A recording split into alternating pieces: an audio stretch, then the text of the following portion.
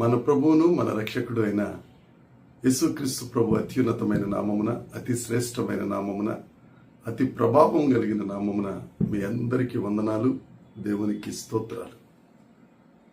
కృప కలిగిన దేవుడు, దయగలిగిన తండ్రి, ప్రేమ కలిగిన ప్రభువు మనల్ని ప్రేమించి మరొక నూతన దినమును మన బ్రతుకులు అనుగ్రహించినందుకు సమస్త మహిమ, ఘనత, ప్రభావములు యేసయ్యకే చెల్లును గాక. ఆ అద్వితీయ సత్య దేవుడు ఈ నూతన దినములో మనందరికీ అనుగ్రహించిన దేవుని యొక్క వాగ్దానము, కృపావార్త. ఇర్మియా గ్రంథము 33వ అధ్యాయము 9వ వచనం. భూజనులందరి ఎదుట వారు నాకిష్టమైన పేరుగాను, స్తోత్ర కారణముగాను, ఘనతకు ఆస్పదముగాను ఉందురు. నేను వారికి చేయు సకల ఉపకారములను గూర్చిన వర్తమానమును జనులు విని, నేను వారికి కలుగ చేయు సమస్త క్షేమమును బట్టి, సమస్తమైన మేలులను బట్టి భయపడుచు దిగులు నొందుదురు.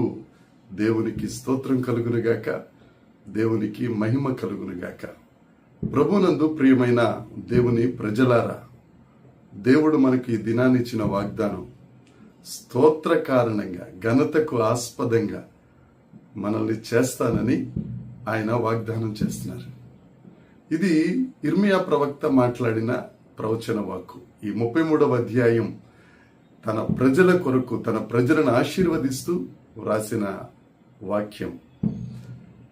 ఇజ్రాయేలు ప్రజలు దేవుని ఎదుట పాపం చేసి దేవుడు వారి మీదకి ఉగ్రతను పంపించినప్పుడు వారు బబులోను చెరకు, కల్దీల చెరకు వారు వెళ్ళిపోయారు. తర్వాత కనికరం కలిగిన దేవుడు, కృప కలిగిన దేవుడు, ప్రేమ కలిగిన తండ్రి వారిని ప్రేమించి వారి మీద జాలిపడి మరలా వారిని వారి దేశమునకు, యెరూషలేమునకు నడిపిస్తున్నప్పుడు దేవుని ప్రజల పట్ల దేవుడు ఏ ఆశీర్వాదాలను ఇస్తారో తెలియచేస్తూ వ్రాసిన మాటలు ఈ 33వ అధ్యాయంలో కోకొల్లరు.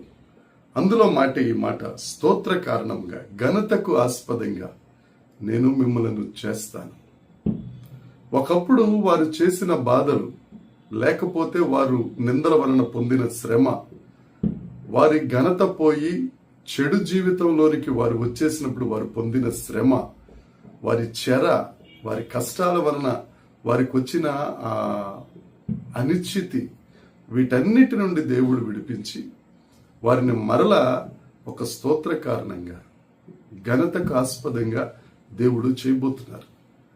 ప్రియ సహోదరి, సహోదరుడా, నీ జీవితంలో కూడా నువ్వు దేని చేత ముట్టడి వేయబడ్డావో, ఏ శ్రమల చేత నువ్వు చిక్కిపోయావో, ఏ నిందల చేత నువ్వు అవమానించబడుతున్నావో, ఏ చెరలో నువ్వు ఉన్నావో, అది ఆర్థిక చెర కావచ్చు, ఆరోగ్యపరమైన చెర కావచ్చు, ఏ చెర అయినా కానీ ఆ చెరలన్నిటిలో నుంచి దేవుడు విడిపించి నీకు తన కృపను చూపి, తన ప్రేమను విస్తరింపచేసి నిన్ను స్తోత్ర కారణంగా, దేవునికి ఘనతకు ఆస్పదంగా నిన్ను చేయబోతున్నారు.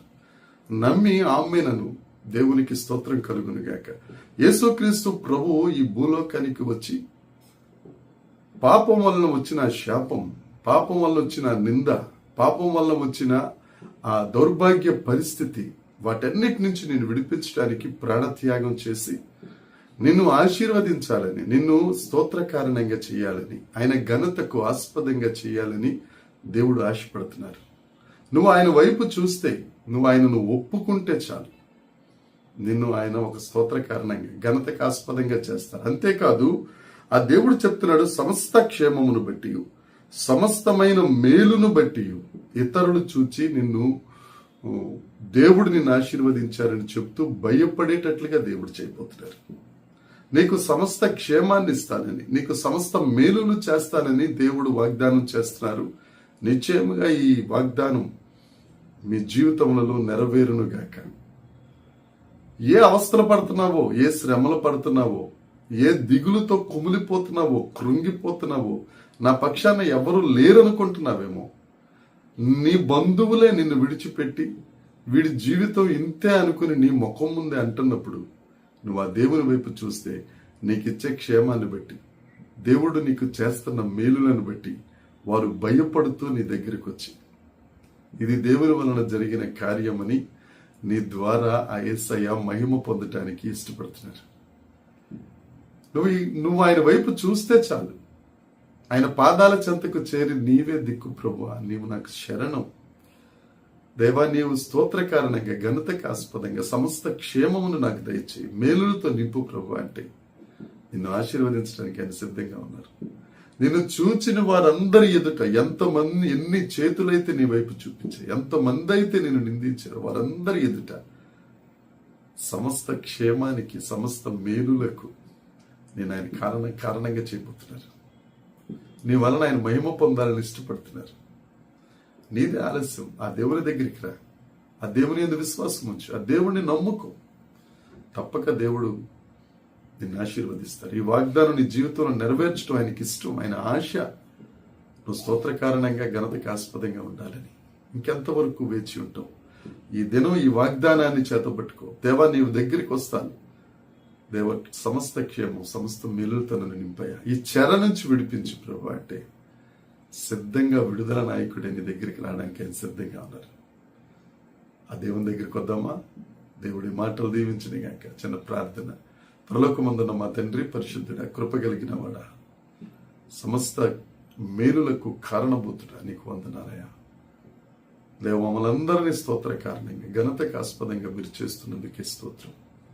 సమస్త క్షేమమును పెట్టి మేలులను పెట్టి ఇతరులు భయపడి నిన్ను మహిమపరిచే విధంగా మీ మహిమకు కారణంగా మమ్మల్ని ఆశీర్వదిస్తున్నందుకే నీకు వందనాలు. వాక్యమైన ప్రతి ఒక్కరిని మీరు దీవించి ఆశీర్వదించి మహిమ పొందమని యేసుక్రీస్తు నామమున ప్రార్థించి అడిగి వేడుకొనుచున్నాం తండ్రి. ఆమేన్. దేవుని యొక్క కృప మనందరికీ తోడై ఉండును గాక. ఆమేన్, ఆమేన్, ఆమేన్.